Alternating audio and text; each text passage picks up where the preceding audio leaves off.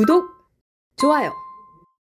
오늘 주식시장은 관세 이슈에도 불구하고 상승세를 나타내고 있습니다. 우리 경제 내부에는 어떤 일들이 일어나고 있고 또 어떤 포인트로 우리 경제를 바라보는 것이 좋을 것인가 오늘도 이야기 나눠보도록 하겠습니다. 문서진 경제평론가 나와 계십니다. 안녕하세요. 네, 안녕하세요. 네, 반갑습니다. 오늘 코스닥은 좀 상승폭이 저조한데 네. 코스피는 1% 이상까지 상승을 하면서 3,100포인트 선 회복을 했습니다. 오늘 시장 흐름 어떻게 보실까요? 뭐 아무래도 이제 뉴욕 증시 분위기를 좀 이어받는 느낌.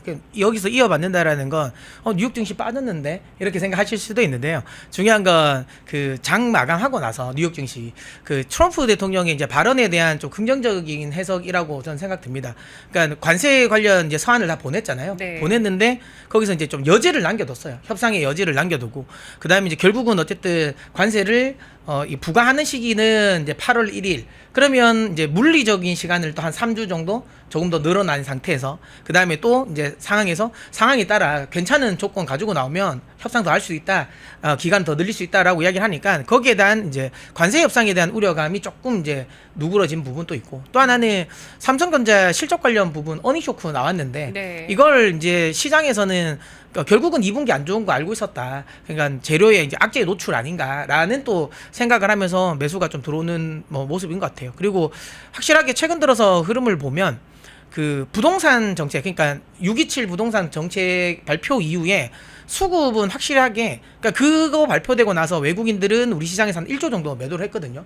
오늘 또 뭐 사실 국내 시장에서는 외국인보다는 기관 투자자들이 적극적입니다. 그러니까 그 기간 동안 기관 투자자들은 한 1조 5천억 정도 매수를 했어요. 그러니까 이게 기관 수급에 의한 또 장인데 기관 투자자들 같은 경우는 그 다음에 개인 수급도 지금 많이 들어오거든요. 그러니까 이 흐름이 그러니까 국내 유동성에 좀 민감한 자금들이 많이 들어오는 것 같아요. 그러니까 네. 지금 시장의 유동성은 분명히 풀릴 거고 이미 풀려놓은 것도 있고 그다음 앞으로 어쨌든 돈을 많이 찍어내겠다고 하니까 시장 유동성은 올라갈 거야. 근데 부동산으로 가는 자금을 막아버렸잖아요. 네. 그러면 결국은 어쨌든 인플레이션이 나오고 그럼 이 상황에서는 자산 시장 가치는 올라간다. 근데 부동산으로는 못 들어가니 그럼 이 자금들이 그럼 결국에는 이제 주식으로 많이 들어올 수밖에 없다라는 생각을 하는 것 같아요. 그러다 보니까 수급적인 부분. 그러니까 외국인들 같은 경우는 국내 유동성 관련 부분도 좀 중요하긴 하지만 대외적인 흐름도 굉장히 중요하거든요. 그러다 보니까 외국인들은 살짝 좀 흔히 말하는 약간 그냥 그 중립적인 스탠스인 네. 것 같고요. 이제 국내 수급에 좀 더 민감한 개인이랑 그다음에 기관 투자자들이 좀 적극적으로 매수를 하는 것 같습니다. 네, 이번 이재명 정부에서 좀 유동성을 확대하는 방안에 대해서 크게 나와 있는 것들은 네. 몇 가지라고 볼 수 있을까요? 뭐 우선 일단 소비 쿠폰 관련 그렇죠. 부분도 있고 그다음에 쿠폰 추경. 네, 그다음에 또 AI 관련해서 한 100조 정도 투자를 한다고 했고 에너지 고속도로 관련 부분도 뭐 돈 또 만만치 않게 쓰잖아요. 지금 공약했던 부분 뭐 한 종합해 보면 한 300조 정도 쓰는 것 같던데 물론 뭐 어디서 나올지는 모르겠습니다. 네. 어쨌든 한 300조 정도 나오니까 뭐 그런 돈이 이제 시장에 이제 풀린다라는 기대감은 있는 거죠. 근데 뭐 실제로 그 돈의 지금 그러니까 주식 시장이라는 건 그런 게 있거든요. 좀 잔인하긴 합니다. 뭐냐면 그 결과에 대한 거는 많은 사람들이 알아요. 이게 버블이고 결국은 그 결과의 끝이 안 좋다라는 거. 뭐 사실 리만 사태 같은 경우도 이 구조화 채권에 대한 이 흔히 말하는 이 문제점을 사람들은 다 알고 있었거든요. 결국은 이 구조화 채권 때문에 부동산 시장이 망할 거라는 알고 있었습니다. 하지만 금융 시장이라는 거 그 버블 결과는 알고 있지만 그 결과로 가기 위한 과정은 달콤한 걸 또 알거든요. 그래서 그 과정을 이제 누리겠다라는 거고 지금 현재 우리 시장도 그런 거죠. 돈 저렇게 많이 풀고 나중 되면 이거 어떻게 되지 분명히 문제가 나올 거라는 건 시장은 압니다. 하지만 시장은 또 한편으로 잔인하죠. 근데 그 결과로 가기 위한 과정은 확실하게 달콤하다는 건 알 거니까 그 달콤함을 지금 계속 취한다라고 보시면 될 것 같아요. 네, 추경 소비 쿠폰 또 AI 100조 투자 여기에 스테이블 코인에 대한 정책까지도 좀 유동성을 확대하는 정책으로 해석을 할 수가 있는데요. 이에 대한 어떤 반응으로 국내 내부적인 수급, 개인과 기관 쪽 긍정적인 반응을 보여주고 있고 외국인은 좀 중립적인 스탠스라고 또 판별을 해주셨습니다. 우리 채팅창에는 쇼크에 오르고 서프라이즈에 빠지고 붙이기 나름이구나라고 하셨는데요. 시장 분위기에 따라서 항상 좀 달라지고요. 맞습니다. 네. 또 성장률 추이에 따라서 달라진다는 점 그 두 가지 체크를 해보시면 좋겠습니다. 자, 그렇다면 오늘은 본격적인 주제, 저희가 좀 포괄적인 주제를 잡아봤습니다. 한미 관계 설정 어디로 가나, 관세, 그리고 한미 정상회담 이 두 가지가 실마리가 잡힐지 아니면 쇼크로 다가올지 일단 1차적으로 관세 네. 서한이 왔습니다. 이 대통령에게 서한이 왔는데 결론적으로는 일단 유예를 해주겠다라는 게 좀 핵심인 것 같고요. 그렇죠. 또 일단 그 보편 관세라고 하는 이번에 이제 시행이 되는 것에 대해서 예고를 한 부분은 25%. 네. 사실 우리 경제평론가 분들께서 예상을 해주셨던 수치 정도로 네. 지금 예고가 되고 있습니다. 단 협상 뭐 가져올 거 가져와라 네. 하겠다라고 네. 했다고요. 그러니까 뭐 네. 일단 다들 아는 것처럼 결과물을 내놓기는 지금은 좀 쉽지 않을 거다. 그러니까 이 관세 협상이라는 게 네. 한 번 결정되면 물리기가 어렵습니다. 우리도 아시는 것처럼 우리 한미 FTA 한 지가 언제입니까? 근데 그거 계속 안 물리고 엄청 오랫동안 계속 유지되고 있었잖아요. 그다음에 그 트럼프 대통령 1기 때 중국 관세, 그러니까 우리가 지금 관세 이야기를 하니까 중국에 대한 관세를 지금 55% 세게 좀 때리고 있잖아요. 그럼 이번에 때린 건 줄 알지만 중국은 이보다 더 셉니다. 왜냐하면 트럼프 1기 때 관세를 25% 때려놨거든요. 근데 거기서 추가적으로 더 하는 거예요. 그러니까 트럼프 1기 때, 근데 중요한 건 트럼프 1기가 끝나고 바이든 정부 때가 들어섰잖아요. 그러면 뭔가 물렸어야 되잖아요. 근데 중요한 건 그때 당시 미국의 민주당도 중국에 대한 관세는 안 물렸어요. 그러니까 이게 그만큼 관세라는 건 한 번 결정되면 이게 수정되기가 굉장히 어렵습니다. 그렇기 때문에 관세 협상은 길어질 수밖에 없는 게 당연한 거예요. 그래서 네. 지금 아시는 것처럼 주요국들 중에서 뭐 영국은 어차피 뭐 미국과의 교역 관계가 그렇게까지 활발하고 그러진 않습니다. 그러다 보니까 뭐 가장 빨리 해결된 거고, 나머지 이렇다 할 만한 국가가 이제 최근에 나온 게 이제 베트남 정도인데 나머지 국가들은 여전히 지금 협상을 하고 있잖아요. 그만큼 관세라는 건 좀 어렵긴 합니다. 어렵긴 한데 중요한 건 이제는 트럼프 대통령 같은 경우도 이제 시간에 대한 부분을 조금씩 줄이고 있어요. 원래는 3개월 유예해 주다가 이번은 한 3주잖아요. 근데 물론 추가적인 더 유예는 해줄 것 같긴 합니다. 어떤 뭐 네. 흔히 말하는 협상 카드에 따라서 뭐 그런 것만 감안한다면 중요한 건 시간 또 시간인데 협상을 어쨌든 잘 결과물을 잘 이끌어내는 게 저는 중요하다고 생각합니다. 지금은 속도전보다는 어쨌든 결과물을 좀 좋게 내놨으면 좋겠다 이렇게 생각이 좀 드네요. 네, 관세 같은 경우에는 크게 이 기본 관세, 상호 관세, 네. 품목 관세 이렇게 보실 수가 있는데요. 지금 이번에 이제 이 25%. 네, 25%가 국가별로 매겨지는 상호 상호 관세. 관세. 네. 그리고 그 기본 관세 같은 경우는 4월 초에 이미 10%가 10%의 부과가 보편적 됐습니다. 관세가 있어. 예. 네네. 그 보편 관세, 그게 10%가 이미 부과된 상태고, 그때 예고를 했던 게 상호 관세 25%도 예고는 이미 되어 네. 있었죠. 보편 관세로 25%를 얘기했었던 건가요? 아니요, 상호 관세, 보편 관세 합쳐서 25% 해서 아. 결국은 그걸 이제 그거보다 10%를 흔히 말하는 더 낮출 수 있냐 없냐의 문제였어요. 근데 예. 영국이 10%였잖아요. 그러면 보편 관세는 더 낮추지 않겠다라는 의지를 보인 거예요. 그래서 네. 지금은 잘 나오면 그러니까 10%까지 하면 거의 상호관세 없앴다라고 보시면 되고요. 예, 예. 10%보다 더 높으면 거기서 추가적인 상호관세가 나왔구나라고 해석하시면 될 것 같아요. 네, 여기에 이제 품목 관세가 있는데요. 이것 때문에 오늘 좀 얘기들이 많았어요. 맞아요. 자동차와 철강은 철강. 이미 좀 부과가 되어 있고, 네. 특히 철강 같은 경우는 50%가 네. 이미 품목 관세로 매겨져 있는 상태에서 좀 이 보편 상호 관세 이거 더할 가능성도 있다, 아니다, 뭐 여러 얘기가 있었거든요. 근데 이제 저는 이제 저희가 이제 생각하는 건 트럼프 대통령이 직접적인 뭐 더 추가하겠다라는 건 없었고, 그다음 지금까지 뭐 품목관세 같은 경우는 품목관세 그냥 개별로 부과가 됐거든요. 그래서 네. 이게 만약에 상호관세가 부과되는데 거기서 플러스돼서 가지는 않을 것 같긴 해요. 근데 예. 물론 근데 품목은 따로, 예. 그리고 나머지는 이제 기본 보편 그렇죠. 관세, 예. 여기에 상호 관세로 국가별로 매겨지는지 네. 여부, 네. 나머지 품목 같은 경우는 네, 그렇게 될 가능성이 높다고 생각됩니다. 네. 그러면은 우리 같은 경우에 만약에 지금 예고된 대로 25% 이 상호 관세가 매겨진다면 네. 이 정도면 우리 경제에 미치는 영향은 어느 정도일까요? 물론 그러면 협상 여지는 있습니다. 아직. 그러면 사실 네. 반도체 제외하면 장사하지 말라는 소리거든요. 그러니까 25%는 굉장히 흔히 말하는 받아들이기 좀 어려운, 조금이 아니라 사실 우리나라를 통해서 가는 거를 25%, 그러니까 미국의 주력으로 우리가 수출하는 부분이 어쨌든 자동차, 그다음에 반도체, 그럼 가전이거든요. 근데 가전은 생각보다 그렇게 큰 물량은 아니고 대체적으로 많이 가는 게 자동차랑 그다음 반도체예요. 근데 자동차는 25%면 거의 네. 제가 보기 끝장이라고 보시면 됩니다. 왜냐하면 경쟁력이 없어요. 왜냐하면 미국 내에서 우리나라 현대 기아차가 최근에 이 성장을 하고 굉장히 좀 선전을 하고 있지만 가격이 만약에 포드라든지 GM보다 만약에 비싸다, 25% 정도 더 비싸다, 그 미국 이 소비자들이 그만큼 돈을 내고 우리나라 자동차를 살까요? 가능성이 없다고 보면 됩니다. 그래서 자동차 쪽은 엄청나게 큰 타격이라고 보시면 되고요. 이미 시행 중이죠. 네. 그러다 보니까 예. 지금 전체적인 매출이 맞아요. 많이 꺾였어요. 수출 지표도 영향을 확 주고 꺾였습니다. 있고. 근데 네. 다행스러운 건 어쨌든 뭐 이게 뭐 한편으로 다행스럽다고 해야 될지 우리나라 입장에서는 좀 불행하다고 생각해야 되는 부분이 있지만 이제 현대차는 미국에게 굉장히 아예 공장 자체를 거의 다 이전하는 상황이죠. 지금 속도라면 뭐 한 7년 정도만 지나면 사실 국내 수출보다는 거의 미국 내 현지 생산으로 다 끝낼 가능성이 높습니다. 그래서 뭐 하지만 중요한 건 어쨌든 그 기간 동안에 우리나라 자동차 산업은 거의 뭐 끝난다라고 보시면 되고, 반도체는 그나마 상대적으로 대체제가 없어요. 그러니까 우리나라 SK하이닉스, 삼성전자 그 메모리 반도체, 네. HBM 관련 부분은 마이크론이 있긴 하지만 아직까지 마이크론의 캐파가 크지가 않아요. 그러면 반도체 정도가 조금 문제가 생길 건데, 근데 반도체는 전 개인적으로 만약에 25%가 문제가 되면 반도체 쪽은 그냥 개별 관세를 때릴 것 같아요. 뭐 10% 정도라든지. 그래서 그건 문제는 없는데 나머지 대부분의 제품들은 25% 받으면 미국으로 수출할 때 문제가 굉장히 타격이 크다. 사실 수출하기 어렵습니다. 어렵다고 보시면 됩니다. 네.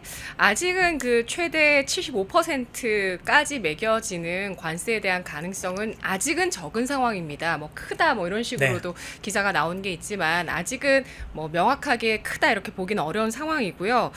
일단은 그 25% 상호 관세 얘기가 나왔기 때문에 기존에 매겨져 있던 보편관세 10%에서 25%로 이제 올라갈 수도 있다라는 건데, 좀 성공적인 협상으로 가려면 관세율이 어느 정도 선이면은 충분히 우리 경제가 좀 소화 가능하다고 보실까요? 그러니까 시장의 이제 컨센서스를 보면 일단 기본적으로 한 15%를 평균으로 봅니다. 네. 그러니까 15% 정도로서 협상이 나오면 이 정도면 충분히 커버가 가능하다. 그러니까 네. 흔히 말하면 이 사업자가 조금 이익을 좀 줄이고 그다음에 조금 더 가격을 좀 전가하는 요런 구간에서 충분히 해결이 가능하다라는 거거든요. 그래서 15% 정도, 15에서 18% 정도를 보고 네. 있는데 우리나라는 그러니까 수출하는 상품의 특성상 18%도 조금 버거울 것 같고요. 한 15% 정도 내외로 그거보다 흔히 말하는 이하로 만약에 관세가 매겨지면 저는 좀 성공했다라고 볼 수 있고요. 만약에 15% 이상이면 좀 만만치 않다. 근데 이제 중요한 건 관세라는 건 우리나라만의 문제는 아니거든요. 흔히 말하는 상대 국가의 또 그 흔히 말하는 이 관세율도 중요합니다. 우리의 그러니까 대표적인 경쟁국 같은 경우는 네. 지금 이제 일본과 대만이라고. 일본, 근데 중국은 제가 보기엔 어차피 우리보다 많이 높지 않을까요?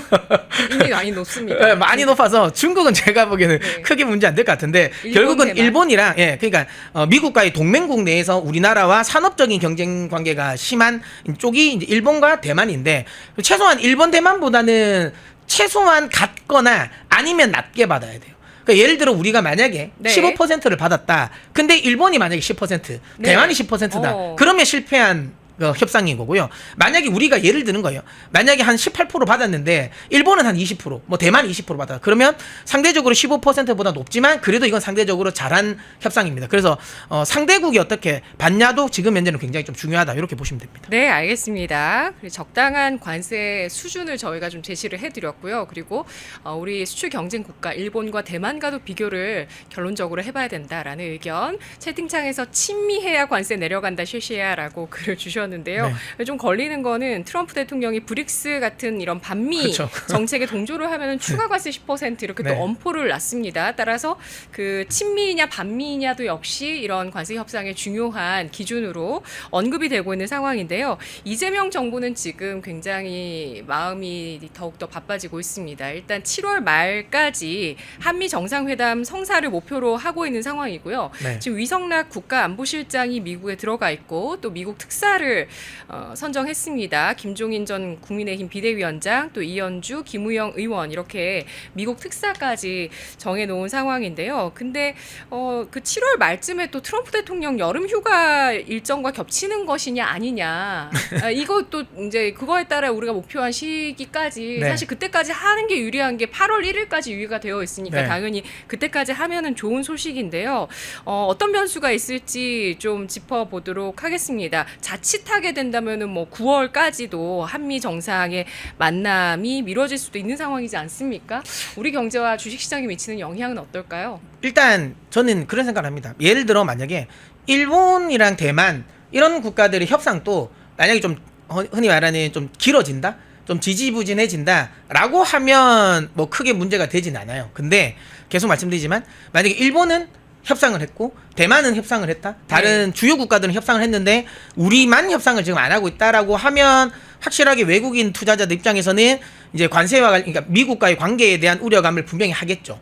지금 또 사실상 어느 정도 지금 조금 하는 것 같아요. 그러다 보니까 우리 시장에 대한 적극성을 안 띄고 있으니까. 예, 그런 걸 보면 확실하게 그러니까 상대국, 우리의 경쟁국이 얼마나 빨리 협상을 하냐 여부도 굉장히 중요하다. 근데 이제 말씀드린 것처럼 일본도 지금은 선거 기간이잖아요. 그러다 보니까 일본 입장에서도 한 7월 말까지는 쉽지 않을 것 같아요. 그래서 일본도 선거 끝나고 나서 제가 보기엔 협상할 것 같고요. 대만이 조금 빨리 하지 않을까라는 생각은 들기는 있는데 일단은 이제 대만이 어떤 결과가 나오는지 그것도 좀 봐야 되겠죠. 그래서 어쨌든 누가 흔히 말하는 경쟁국이 얼마나 빨리 하냐 이것도 네. 중요하고요. 네. 저는 그런 생각도 합니다. 섣불리 또 빨리 하는 것도 좋지 않다고 생각되는 게 너무 우리가 이제 빨리 하려고 해서 관세율 자체를 아까도 말씀드린 것처럼 너무 이제 흔히 말하는 협상을 좀 못해서 관세율을 너무 높게 잡아버리면 아까도 말씀드린 것처럼 우리가 15%를 받았지만 일본이랑 대만이 만약에 좀 늦게 하더라도 만약 10%를 받으면 그건 실패한 협상이거든요. 그래서 그런 것들 눈치 싸움도 좀 잘해야 된다라고 보고는 있어요. 다만 그건 있겠죠. 어쨌든 8월 1일까지는 흔히 말하는 조금 더 구체적인 부분은 나와야 됩니다. 왜냐하면 8월 1일까지 어쨌든 뭐 협상 카드에 따라서는 유예해 줄 수 있다고 말했기 때문에, 근데 8월 1일까지는 결국은 디테일한 상황까지는 거의 다 합의를 봐야 돼요. 거의 다 끝났다고 봐야 됩니다. 미국이 관심을 가질 만한 협상 조건은 뭐가 있을까요? 지금 이제 이번에 관세를 딱 부과하면서 딱 두 나라를 확 찍어서 이야기를 했잖아요. 한국, 일본. 그렇죠. 근데 나머지는 그냥 두루뭉술해서 그냥 서한 보낸다겠고. 일본 같은 경우는 그 식료품 네. 수입이 너무 적다. 그러니까 우리가 그러니까 일본 고게 보면 예. 두 나라의 공통점이 있어요.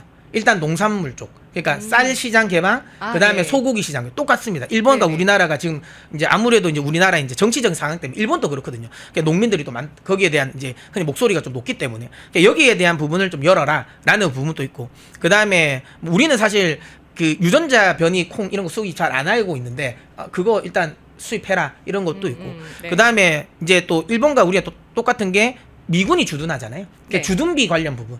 이것도 제가 보기엔 좀 협상 카드일 것 같고요. 또 네. 하나는 또 하나 지금 알래스카 프로젝트 관련해서 그 우방국이라 생각했는 나라들 중에 적극성을 안 띠는 나라가 두 나라예요. 우리나라랑 일본. 그러니까 알래스카 관련해서 근데 이미 투자 관련 부분에서 한 100조 정도 중에서 한 50조는 벌써 어느 정도 채웠더라고요. 그러니까 나머지 가지고 이제 우리랑 일본이 가져갔으면 좋겠다라는 것 같아요. 그래서 이거 관련 부분, 그냥 요런 것들이 좀 협상이 돼야 될 것 같고요. 뭐 국내만 놓고 보면 망 사용료, 네, 그것도 이제 왜냐하면 트위치라든지 이런 뭐 넷플릭스라든지 이런 미국 네. 기업들이 망 사용료가 좀 부당하다라고 이야기를 많이 하고 있거든요. 그래서 뭐 그런 부분까지도 이제 좀 해야 되니까 요런 부분이 좀 이제 맞춰줘야 되지 않을까라고 네. 생각을 합니다. 대미 특사나 뭐 국가안보실장이나 성향이 친미가 아닌 것 아니냐, 이런 것들도 좀 협상의 조건에서 좀 불리한 그런 인사 배치가 아니냐, 이런 얘기도 저는 나오고 있네요. 개인적으로 그냥 이재용 부회장이 가는 게 제일 전 날싸다고 봤거든요. 삼성전자 이재용 회장. 야, 이재용 회장이라 예. 정용진 부회장이. 예. 이 두 분이 그냥 네. 가면 제일 날싸게 갔을 수 있으라고 생각되는데. 팀을 잘 짜주셨네요. 네. 괜찮을 것 같은데. 왜냐하면 예. 협상하기가 가장 좋아요. 아까 말씀드린 것처럼 알래스카 관련하면 네. 삼성물산이랑 삼성중공업이 거기에 핵심적인 키포인트가 될 수 있거든요. 그 다음에 지금 삼성 같은 경우는 그러니까 텍사스에서 지금 이 반도체 팹을 많이 그러니까 지금 공사를 하고 있잖아요. 뭐 그런 관점에서 본다면 사실 삼성 이재용 회장이 가는 게 좀 편한 것 같고, 그 다음에 뭐 트럼프 인사 내부 사람들의 소통과 관련된 부분은 정용진 부회장이 훨씬 더 잘하니까 네. 가지고 가면 좋은데 모르겠습니다. 지금 꾸려지신 분들이 네. 얼마나 인맥이 맞는지는 잘 모르겠네요. 뭐 이거는 뭐 제가 뭐 잘 몰라서 하는 말일 수도 네. 있는데 김종인 그 비대위원장 같은 경우, 전 비대위원장 같은 경우는 너무 인맥이 옛날 인맥 아닐까요? 보니까 뭐 레이건 때 뭐 이런 때 인맥이던데 그분 아직 살아 계시는지도 모르겠네. 그러니까 너무 옛날 그거지 않나라는 생각도 듭니다. 지금 현재 실세가 아니지 않습니까? 그 트럼프 내각의 실세들이 전체적으로 나이가 다 젊습니다. 그러니까 그런 인맥이 네. 이게 잘 될지는 모르겠네요. 알래스카는 무슨 트럼프가 해주겠냐 뭐 이런 댓글도 올라오고 있는데 그런 의구심들이 많습니다. 지금 언급되어 있는 이런 인사들이 서로가 서로를 만날 것이냐, 서로가 서로에게 협력할 수 있는 관계냐 이런 것들이 사실은 굉장히 중요한데 우리가 좀 알 수 있는 정보가 제한적이라는 것이 그게 좀 아쉬울 따름입니다. 어쨌든 이재명 정부가 민생 회복에 주력을 다하면서 추경을 편성을 하고 그러면서 코스피 5,000포인트 시대를 공언하고 있습니다. 하지만 이 뭐 중국과의 관계 설정보다 뭐 이미 뭐 중국은 실시하고 있으니까 그들보다는 이제 미국 쪽과의 관계 설정인데요. 트럼프 대통령과 대화를 할 수 있을 것인가? 그리고 또 9월의 전승절 이게 중국 행사인데 여기에 이재명 대통령이 참석하느냐에 따라서 우리 외교 기조가 좀 더 명확해질 수 있는 그런 이제 시간이 다가오고 있거든요. 과연 이 대통령은 어떤 선택을 할지 국익에 도움이 되는 선택은 어느 쪽이라고 보시는지 말씀해 주시죠. 그냥 안 가는 게 맞지 않을까요? 저는 개인적으로. 왜냐하면 우리는 그 어딜 안 가요? 그러니까 전승절이요? 예, 전승절 행사. 예. 그러니까 뭐 물론 뭐 이게 뭐 적국이라고 말하기는 어렵겠지만 사실 우리에게 있어서는 그러니까 어쨌든 6.25를 또 겪었고 네. 상대적으로 우리 입장에서는 그렇게 달가운 사실 국가는 아니지 않습니까? 거기에 군대 행사잖아요, 전승절이라는 건. 네. 그러니까 거기에 참관한다라는 게 미국이 중국을 적국이라고 네. 인식하지 않을까요? 그래서 제가 좀 굳이 거기 가서 좋을 게 있나라는 생각이 들고요. 마시는 것처럼 예전에 박근혜 대통령이 전승절 행사를 참여했잖아요. 그 사실 역사적으로 처음으로 가셨잖아요. 가셔서 그때 이제 딱 하고 나서 바로 나온 게 미국이 견제를 했잖아요. 그때 당시 견제하면서 그래서 바로 그 전까지만 하더라도 사드 압박이 없었는데 네. 바로 그때 사드 압박을 하지 않았습니까? 그래서 그러고 나서 이제 결국은 이제 어찌 박근혜 보면 균형 외교를 시도하셨네요. 그렇죠. 보수 대통령으로. 네, 그렇게 하다가 이제 네. 결국은 그때 당시도 미국은 균형은 없다 하면서 예. 네, 그러면서 그렇죠. 이제 왜냐하면 1차 관세 전쟁부터가 그렇죠. 네. 미국 입장에서는 그런 맞죠. 상황이고 사실은 중국 쪽에서 좀 반칙하는 부분들이 좀 그렇죠. 워낙 많기 때문에 많죠. 네. 그래서 네. 어쨌든 뭐 그 사태가 나오면서 또 이제 또 중국은 또 한한령을 했잖아요. 그래서 예. 전승절 행사 참여는 우리 입장에서는 그렇게 달가울 게 없다라고 생각됩니다. 그래서 네네. 오히려 이럴 때 뭐 중국에도 실시하고 뭐 다른데 균형 외교 한다면서요. 그러니까 예. 이런 때 오히려 균형 외교가 훨씬 더 중요합니다. 저는 근데 쉽지는 않으실 거예요. 쉽지는 않을 것 같고. 근데 어쨌든 국익을 생각한다면 굳이 전승절 행사를 갈 필요가 있냐라는 생각이 들고 계속 말씀드리지만 일단 나토 정상회담 안 갔잖아요. 근데 거기에 전승절 기념 참석한다. 그러면 너무 명확한 노선이잖아요. 그러니까요. 예, 그러면 이거는 뭐 그냥 대놓고 균형 외교가 아니잖아요. 그냥 맞습니다. 정확하게 그냥 중국에 줄 선다라는 이미지를 미국에게 보일 수 있으니까 네. 이거는 좀 위험하다. 이번 한 템포는 좀 쉬었으면 좋겠어요. 다른 것도 뭐 또 이제 미국 쪽으로 그렇게 균형 외교를 하실 거면 지금은 미국 쪽으로 조금 더 섰다가 또 다음이 있을 때 뭔가를 하시는 게 맞지 않을까라는 생각이 좀 드네요. 알겠습니다. 자, 그래서 7월 내로 한미 정상회담이 성사가 되는지 여부, 그리고 9월에 있을 중국 전승절에 우리나라 대통령이 참석하는지 그 여부가 매우 중요해지고 있고 그 가운데서 한미 정상회담이 우선적으로 이루어지는 것이 지금 우리 차원에서는 균형 외교가 될 것이라는 점 짚어봤습니다. 관세 관련해서 주식시장의 영향력 전망까지 알아보도록 하겠습니다. 일단은 뭐 유예가 됐고 윤곽은 나오고 있고 네. 협상 여지는 미국 쪽에서 있다라고 얘기를 한 네. 상황입니다. 주식시장 어떻게 될까요? 계속 말씀드리지만 그런 것 같아요. 그러니까 지금 제가 뭐 이 자리에서 계속 말씀드리는 게 우리가 가지고 있는 협상 카드가 미국 입장에서는 굉장히 그러니까 매력적인 카드가 많거든요. 그러니까 만약에 우리가 들고 있는 카드가 안 미국이 그냥 바로 관세를 매겼겠죠. 근데 계속 협상을 하겠다라는 건 우리가 가지고 있는 카드가 굉장히 매력적이라는 겁니다. 대표적으로 조선이라든지 방산 그냥 원전 같은 경우는 위민할 수 있거든요.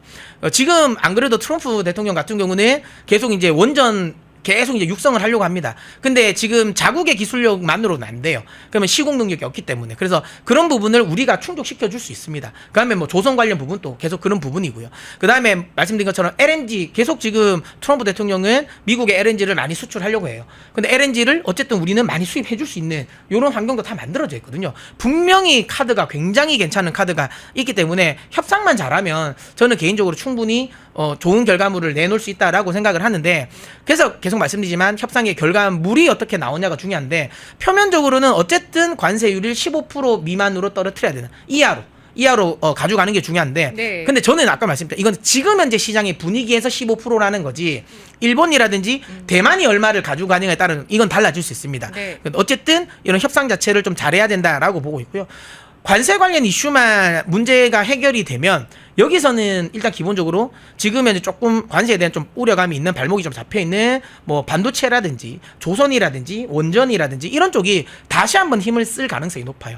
그러면 코스피는 다시 한 4천 시대를 열 수 있는 환경이 열리는 거고요.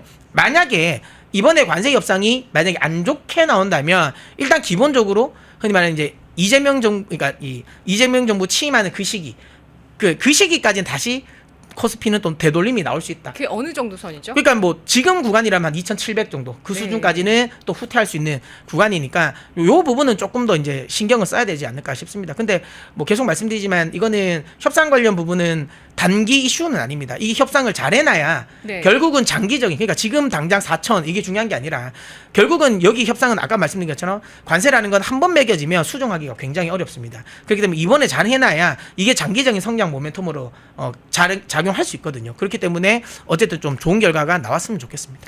네. 위성락 국가안보실장이 미국의 국방장관 만나기는 한 거냐라고 글이 올라오고 있는데 만나셨더라고요. 네, 만났습니다. 네. 제가 오늘 아까 사진을 확인을 했는데 한번 뉴스 검색해 보시면 좋겠습니다.